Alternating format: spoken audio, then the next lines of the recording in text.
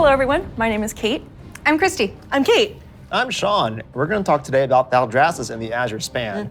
So Azure Span is going to be the third zone that players adventure through, and it's one of our biggest zones that we've done in the Dragonflight, maybe even to date. We knew it was going to be like the largest visual elevation change, and it really started with this great concept art. When we first were taking a look at the design, we kept coming back to one of our favorite Wrath zones, which was Grizzly Hills. And we really wanted to take that, but wowify it more.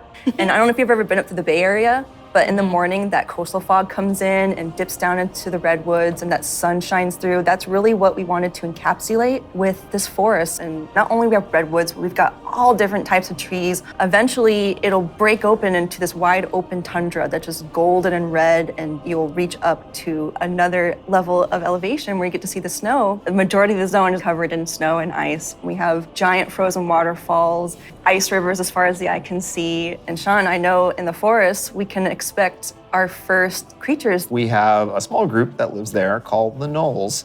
These Knolls are all throughout the forest in Azure Span. They've made this their home. Some Knolls with strange magic that we're going to find out what exactly that's about. Snow Knolls, or as I call them, the Snolls, up in the winter area. And then some regular Knolls that are just going to be around the forest area. So then we go into the big open tundra where we meet our second group, the Tuskar. It's going to be really neat to explore their culture a lot more. And those kids are adorable. I absolutely love the Tuskar. Honestly, all my downtime's probably just me hanging out with the Tuskar.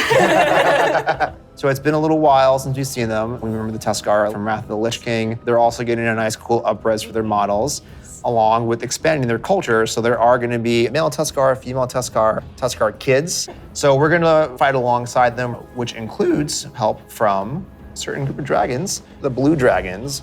We're going to follow the story of Kalagos, our blue dragon buddy from the Kirin Tor, and he's going to be adventuring into Sindragos' archives. It's a giant zone. There's a lot of surprises. When we're done there, we head over to Thaldraszus. Thaldraszus. It's really incredible because you will be going through some of the previous zones and seeing a lot of ruins for the dragon buildings. But when you get to Thaldraszus, everything is perfectly intact. It's beautiful. It's pristine. It is the seat of power for all 5 dragonflights and home of the dragons. It feels that way with the huge vertical mountains. We've got these great cave systems where you may end up finding little dragon hordes. My favorite Dragonflight right now is the Bronze. They've got a really cool area in Thaldraszus, and their magic is time.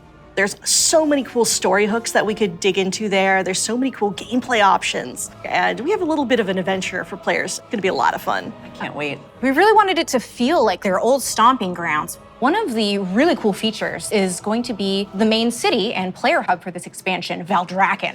It is a culmination of all of the dragon's efforts to put together what a city would look like. So we ended up having a bunch of really fun small vignettes where you see that the blue Dragonflight is hosting a public library, and the red and green Dragonflights both have their own separate gardens. We'll also have some convenience services for players, including an auction house in the city, which will be really nice if you're looking for more exotic wares. The thing that really sold me on Thaldraszus was the initial concept art we got of Tyrhold. Oh, yeah. Wow. And this is a 10,000-year-old Titan technological marvel. Tyrhold has these awesome aqueducts that actually come out from the structure all the way to the city across the valley. And in the cinematic, there's just this amazing shot where you see Alexstrasza swoop under one of them, and there's splashes of water cresting across her wings. So when players are flying around themselves, they get to have their Alexstrasza moment. What an incredible place, and filled with so much history. Tyrhold was built by Tyr. He was a Titan Keeper back in the day who helped the Aspects fight Galakrond. And when they settled on the Dragon Isles, he built this facility. And even though Tyr's gone, the dragons have held him in reverence. But that was 10,000 years ago, and they've let the Titans maintain the place. An incredible amount of history has happened since then. Flights have been nearly wiped out. There have been invasions, betrayals, Aspects have died. And these are the kind of things that leave marks on a society. So now they're all back here, and they're all here together. As we were designing the zone and the city itself, we're trying to figure out, how do we tell those stories at the same time as making sure that this is a really convenient place for players to go and, go shopping, as they tend to do. So much adventuring happening on the Dragon Isles. It's so cool.